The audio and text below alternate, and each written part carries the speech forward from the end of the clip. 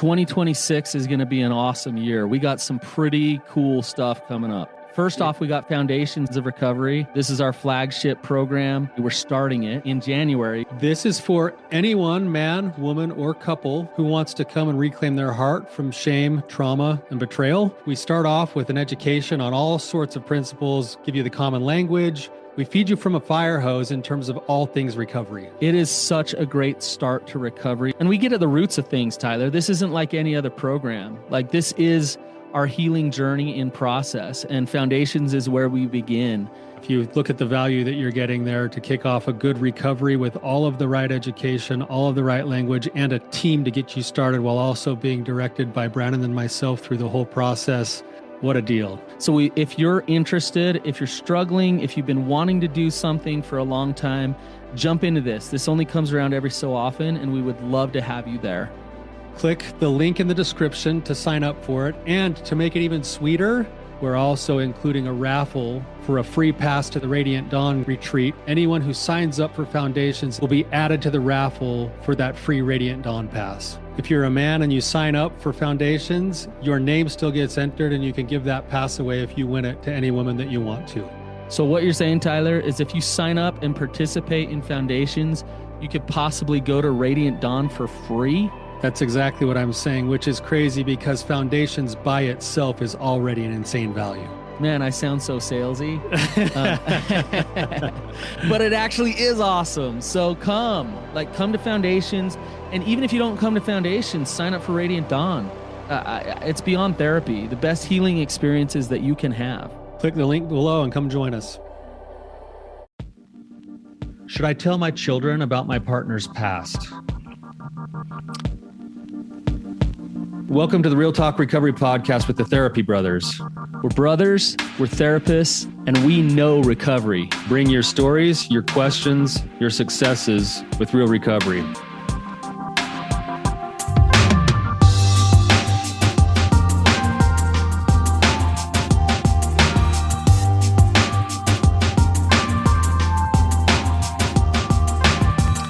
All right. Thanks, Tyler.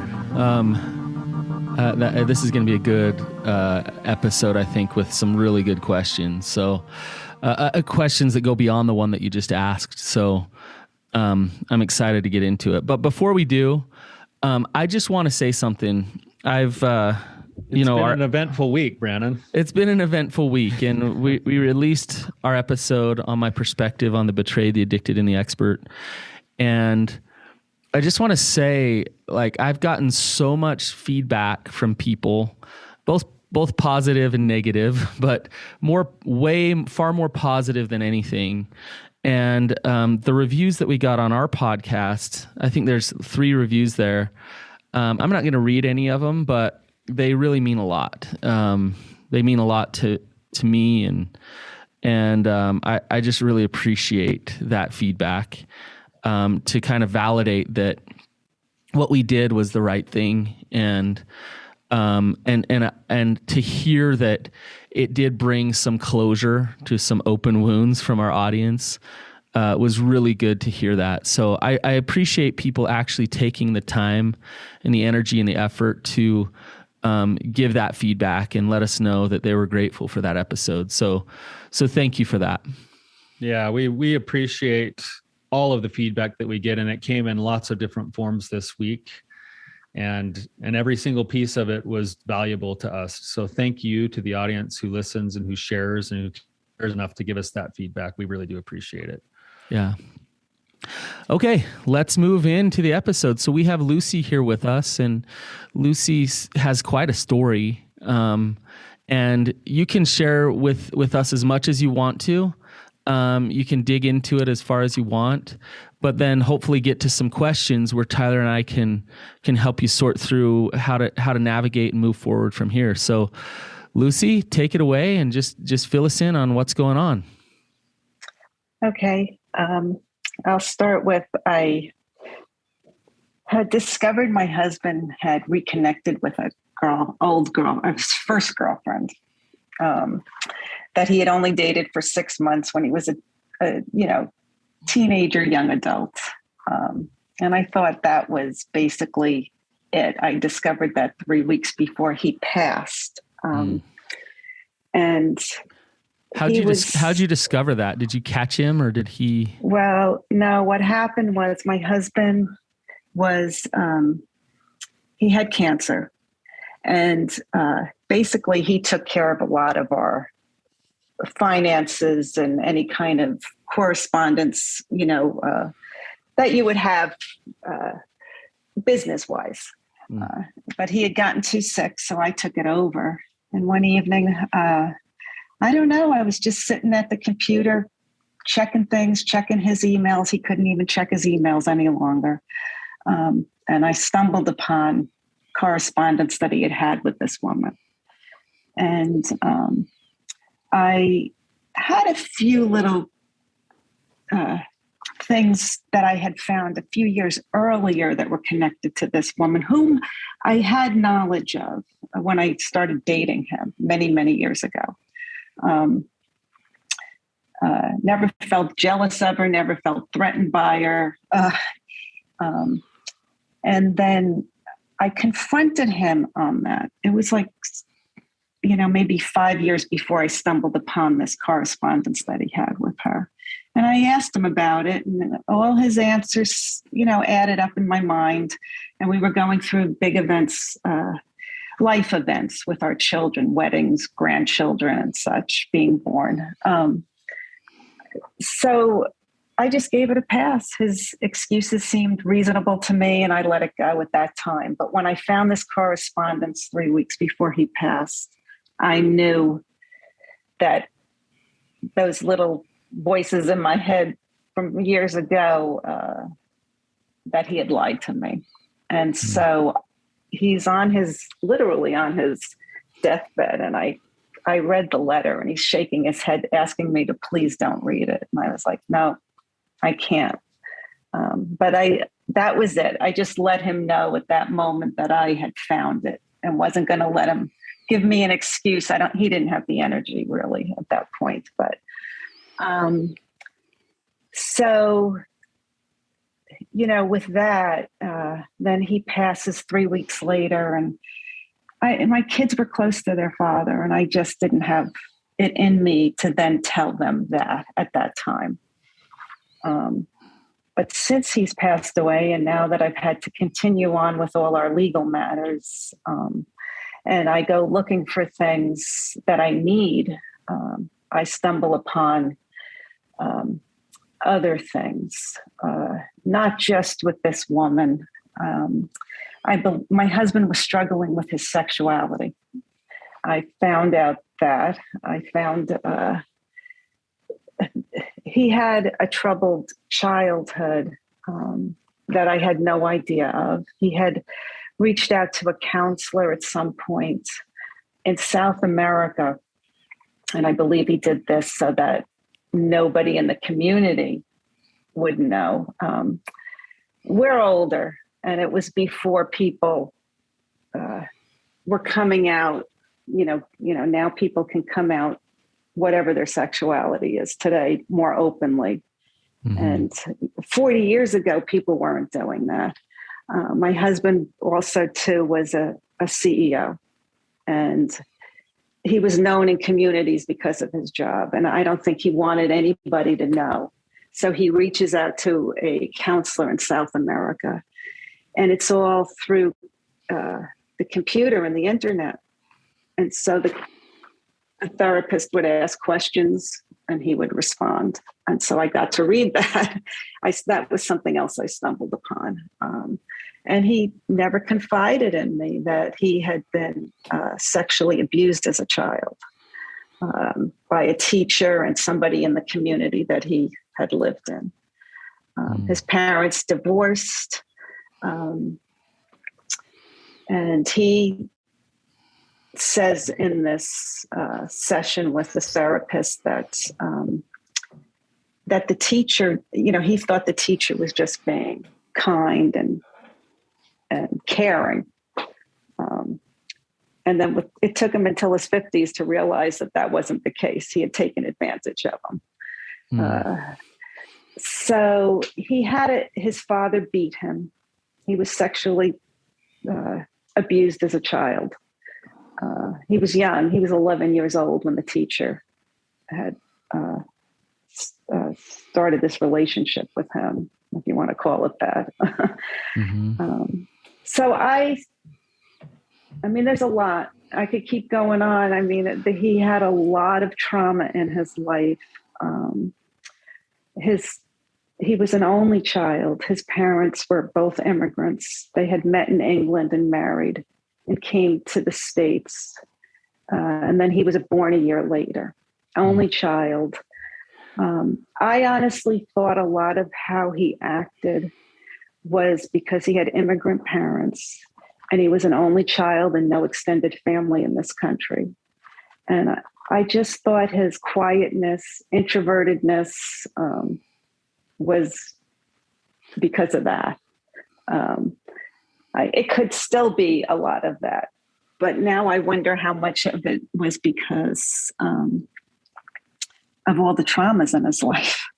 His mother, when he was only 23, he and his mother lived in a home, and he had come back home to live for a while because he had decided to go back to school.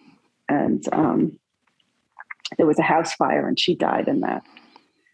And unfortunately, even at that time, people didn't go to therapists or talk to therapists, right. And nobody suggested to him, you might want to go talk to somebody. Lucy, I want to ask you, what was your relationship like? Like, what was your marriage like?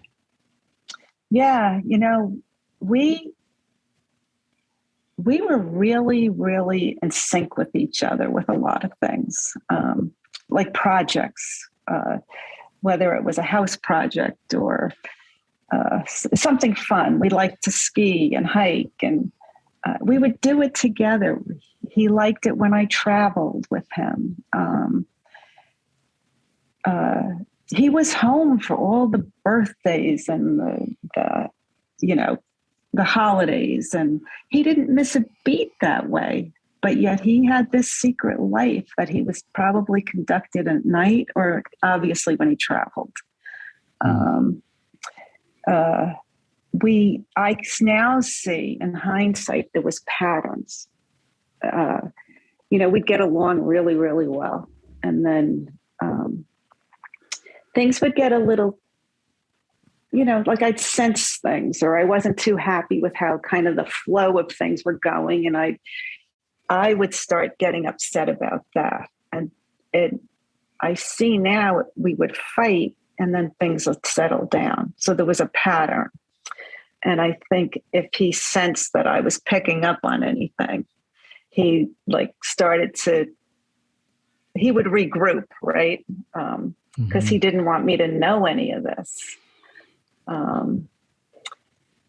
Lucy, as you uncover stuff and as you've kind of gone through this, what are your feelings like now toward him, and where are you at with that?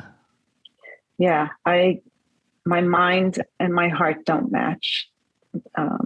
It's sometimes I'm very angry, and I feel like I question, was he using me to keep his identity covered up?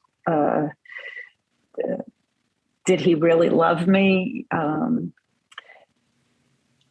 Was he fearful of, even losing his family? Because he didn't. Once both his parents had passed before we got married, and he had no, like I said, no siblings or extended family here in this country. If all this had been found out and I had left him, that he would have lost his wife. I can't say his children. That would have been their decision. But he even gained, my family loved him, meaning my siblings and my parents. So he would have lost all that. So I'm not clear, and I struggle with that. Did he really love me, or did he just stay with me because the loss would have been too great, more past even me? He would tell me, "I have always loved you." He would say that. My birthday was coming up, but let me backtrack. The last weekend, my children came to see their father before he passed. He asked them to get a birthday card from me because he was able to remember that at that point, that my birthday was coming up. And so one of my kids went out and got the card, and then the other child was helping him, fill in. Do you want me to put, what they said is, do you want me to put love and then my name, just Love Lucy? And he said, no, I want you to put, I have always loved you. And then he did sign it the best he could. That's where I struggle. There's so much, the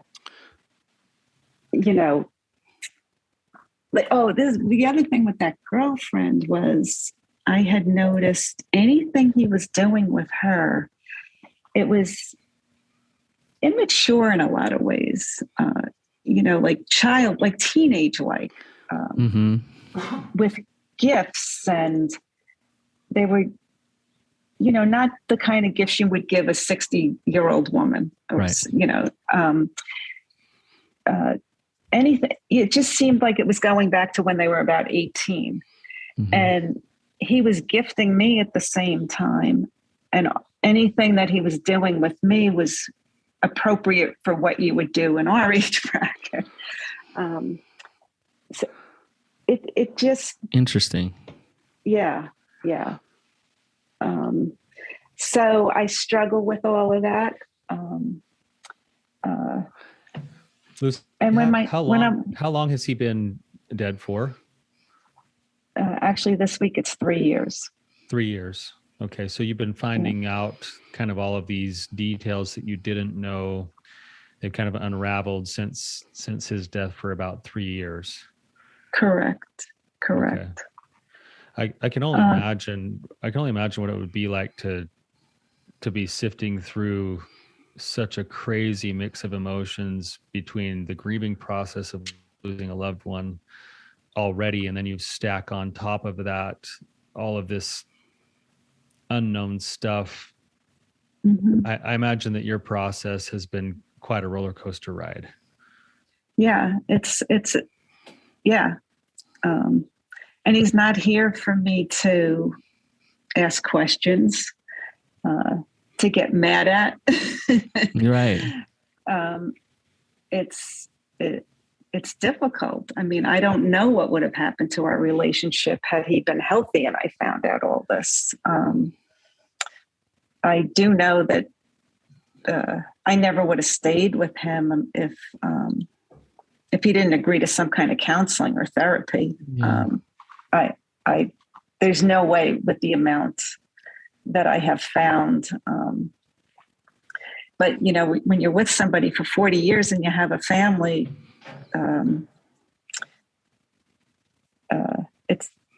I don't know what you do with that at that point. Because on the surface, he didn't beat me. He didn't. He was a good provider. Lucy, how many kids do you have? 2.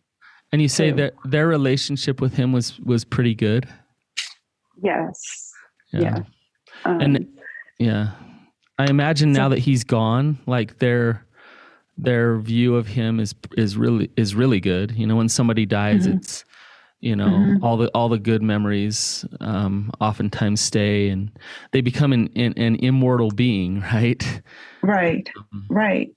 And that's what I'm struggling with, because if I say anything to them at this point, it's just going to blow them away like it did me, I think. Right. But at the same time, sometimes when they're in that mode, if something's said in front of me, it's a trigger for me. It's of course. It's a huge trigger for me. Yeah. And that's where it's like, do I tell them so they're understanding of that?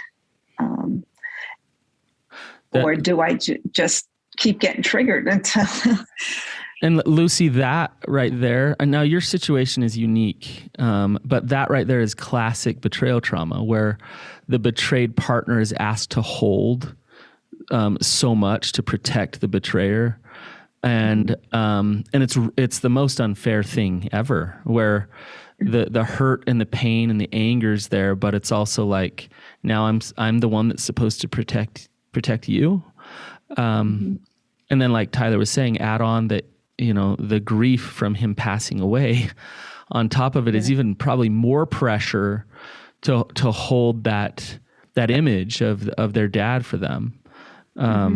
That is a tough position to be in. But I do think there's ways to move forward. There's ways to navigate this so it doesn't continue to get you stuck or destroy you or make you feel confused. I really like what you said. My mind and my heart don't match up.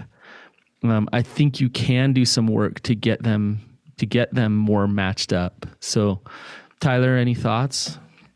Yeah, I've got a couple of thoughts and maybe a couple of questions as well. The first thought is that as we're talking about this is an interesting discussion to have, because, Brandon, from the outside, we can look at this and go, okay, Lucy's in the midst of betrayal trauma, and she's also in the midst of the grieving process.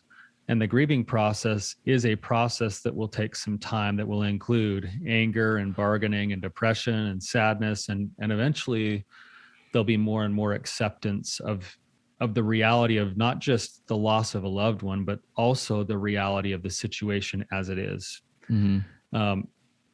In the midst of it, like when you're in the thick of it, like you are, Lucy, it's hard to see the forest for the trees. It's hard to see the bigger picture. And so one day you might be really triggered into anger, and one day you might be triggered into like, well, I don't want my kids to have a different thought about their dad. And it's this battle that's going on. But if we could pull out and look at it from 30,000 feet and see the end result, which is that eventually you're going to come more and more to a place of an acceptance of things as they are, which means all of it, which means that you actually had a pretty good husband who also had secrets, who happened to be a really good dad, who also didn't tell the whole story, who was also a wounded child growing up and who never got the help that he really needed. All of that stuff is going to all be true. And as you get through the grieving process, the acceptance of all of that is what's going to be part of the pathway to your freedom and liberation. Now, you're not there yet, but in asking whether or not you should share with your kids, I think sometimes keeping the big picture in mind can help in that process of trying to figure it out. Tyler, I want to take what you just said and I want to kind of throw it back at Lucy. So, your husband, we could look at him one of two ways. We could look at him as a resilient human being who made amazing things happen in his life despite major trauma. And I mean, as you were going on talking about his past, like he had been through a lot. And yes, he still managed to create some kind of love and connection with you. He still managed to have rapport and connection and love with his children. Sounds like he was really productive in his career. Like, wow, what an amazingly resilient, strong human being. We could look at him that way, right? Right. On the other hand, we could look at him as what a monster. What a monster who lied and deceived and hurt you for years and years and years and almost got away with it. And how dare he? And so through the eyes of compassion, and Tyler's kind of saying 30,000 foot view, we can look at him and say, wow, look at him. Like he's amazingly resilient. But you were married to him, Lucy, and the cheating and the lies directly affected the fidelity of your marriage, whether or not you knew about it for 40 years or not. And that still hurts, right?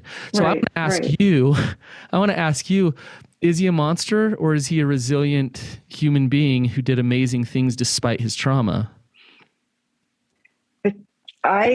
It's both. It's both in my head, because when I started uncovering a lot, like especially the things of his childhood, I wanted to cry for that little boy. And if I had known, like, I wish I beat myself up that I didn't know and that he didn't feel safe to come to me and tell me all that. You know, that I blame myself for that. And yet I don't know if I should. I don't know why he didn't feel safe with that, but he didn't. So, you know, so Lucy, hang on. I got to stop you there. I want you to go there for a second. Okay. That might have had nothing to do with you. In fact, I would guess that it didn't. That little boy, getting molested and going through so much that he went through, what's one way to protect yourself from the shame around the trauma? You just internalize it and you hide it. Right. And yeah. And so you as a partner, how safe you are or not, it does affect whether or not he can process things with you or not. But he had gotten really good at stuffing it and hiding it, right? The truth is that he took most of his life to finally have the courage to reach out to somebody in a different country across the world to talk about it. And it wasn't because that person across the world just happened to be the ultimate person they could trust. Right. It happened to be because it felt distant enough that I can't get hurt by anybody if they know. So what Brandon's getting at, Lucy, is that we don't know all the reasons why, and maybe there were some things to look at, but the truth is that it was likely a little boy who learned how to keep secrets for self-preservation, who wouldn't have trusted anybody who was close enough to him to actually see the vulnerability. And so that wasn't your fault. Right. Yeah. Well, I do believe that. I mean, that goes through my head too. It wouldn't have mattered whoever he connected with beyond me as his spouse, meaning that ex-girlfriend, or he was lying to them too. I'm sure he didn't tell them, or there was nobody that he connected with that he felt safer with. Right. Because he didn't want anyone to know that side of him. Lucy, Tyler and I, we treat sex addiction, right? And so, and a huge part of, the biggest part of treating sex addiction is helping people go from darkness to light. And we think that that's about getting honest with your spouse so that you can clean up the marriage, but it's about so much more than that. It's about healing. It's about those shackles of shame go away when somebody steps into that vulnerability and that light, and it's about healing. And your husband didn't fully heal. Recovery was never there for him. It sounds like he wanted it, he desired it, but he didn't heal. And so, why am I saying this? He did kind of some extreme things, getting a counselor in South America, but he did what most people try to do to deal with the pain.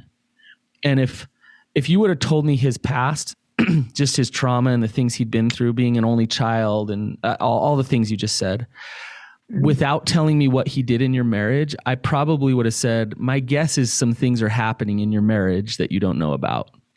My guess is there's some compulsive behaviors. It's interesting when you bring up the way he connected with this ex-girlfriend. That little boy inside there was just screaming and crying and trying to get needs met in all kinds of ways. And so why do I say all this? Basically, I'm saying all this to say this has nothing to do with you. And on his deathbed, what he said to you was, I have always loved you. And in a way, what I'm hearing him say is, this is not your fault. This wasn't about you. And he wanted you to know that you were his person, but this little boy is behind the scenes just wreaking havoc. Right? Yeah. So does that make sense? It makes sense. The only thing that, not that, if we would fight, not if we, when we, you're not married as long as we were without fights. But I guess that goes back to the little boy thing. He was super sensitive about that. I had 3 siblings, very close in age, and we would fight, say things, and then 5 minutes later be playing with each other and forget we even had a fight. I'm still close to my siblings. But I realized one day after many years of marriage, it might have been 15, 20 years of marriage at that point, he internalized all of that. And I said, I made that point to him. I said, you didn't grow up with siblings, and I did. And so, I realize now that if I say something to you, you're hanging on to every word, where when I grew up and we'd have an argument, or I'd have an argument with my siblings, we would move past it. And so I was still fighting that way, and he didn't understand fighting because he didn't have anybody to fight with as a child. Right. So I wonder, did he resent me for that even? Was he hanging on, or does that connect to what you're saying about he had so much unresolved as a child? I would say it's much deeper. You're saying maybe, he didn't have siblings, so he didn't learn how to have that thick skin.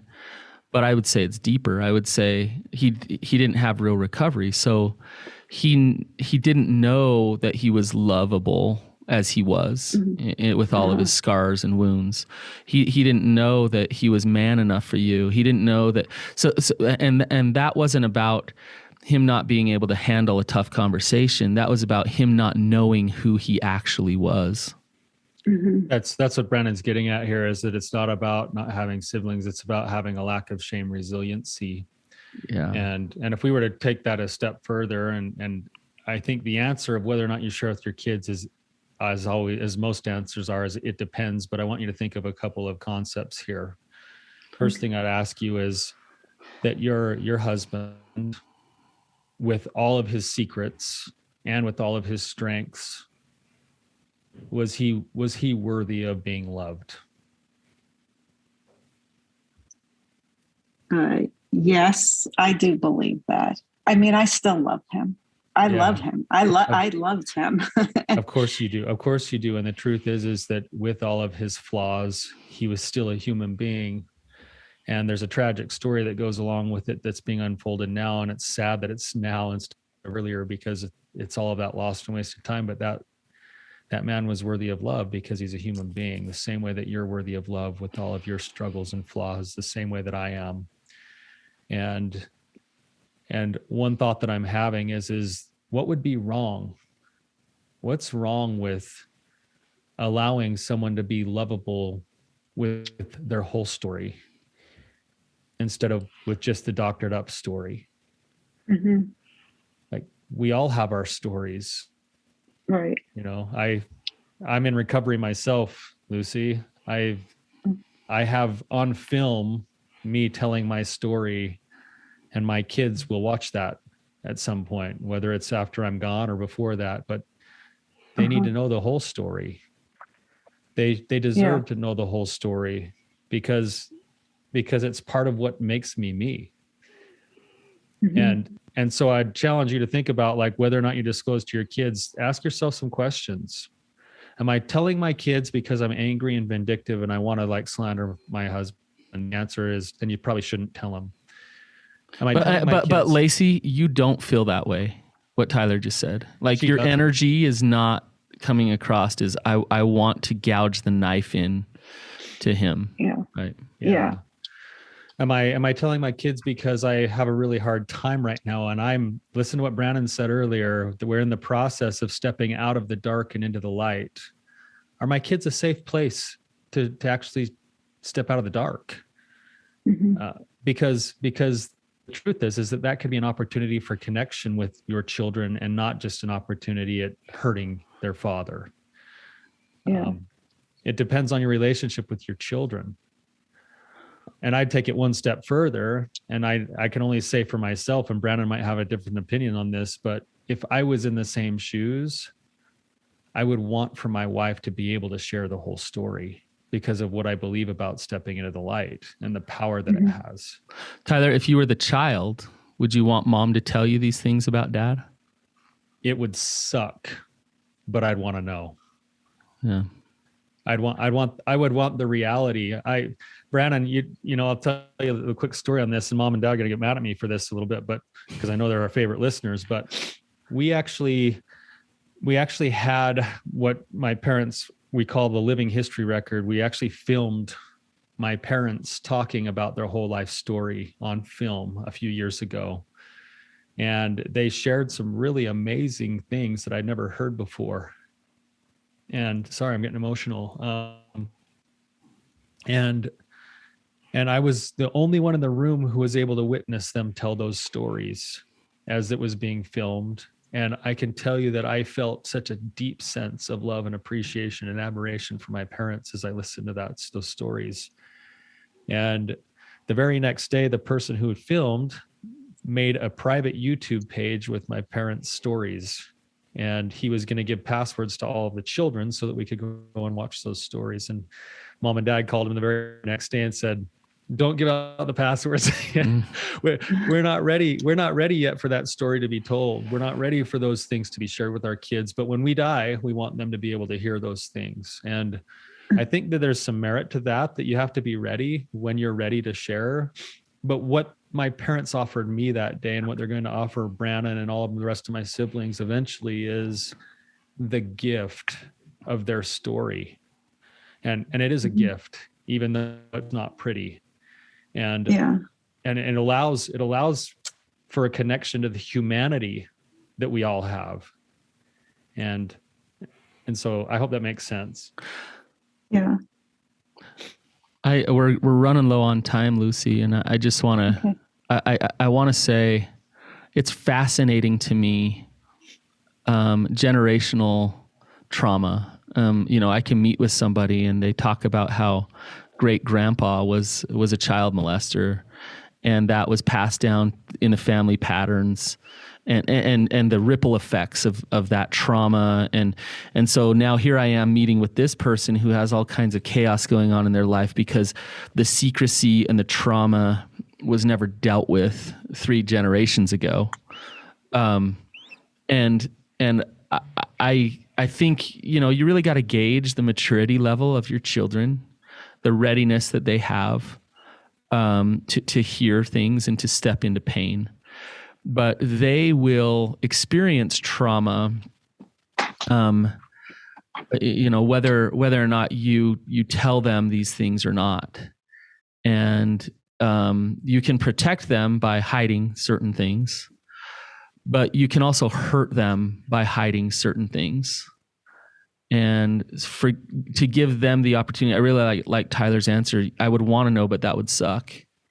To give them the opportunity to learn and to grow through that pain, like you are, could be a good thing for them.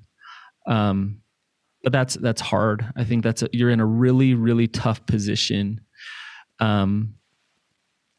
So I just really want to applaud you for, I hate that we have to end this episode so soon.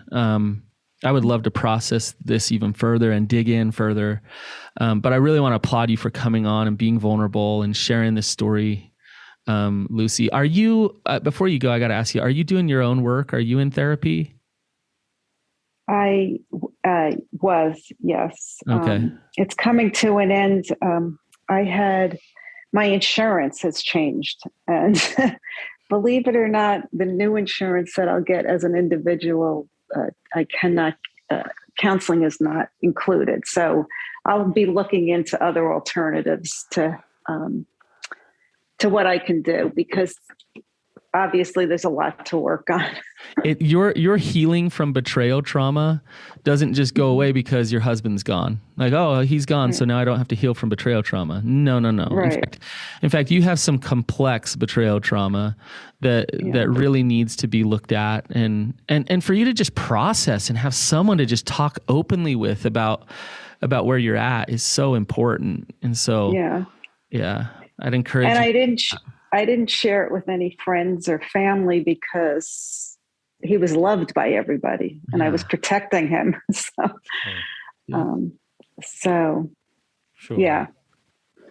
Lucy, I hear in you, I can already hear the process happening where you're moving through your grief and you're making peace with some of these puzzle pieces that are coming together. It's going to be a process. It's going to be a wrestle, but I hear in your heart that you're moving in the right direction where you're going to find some peace and some success here.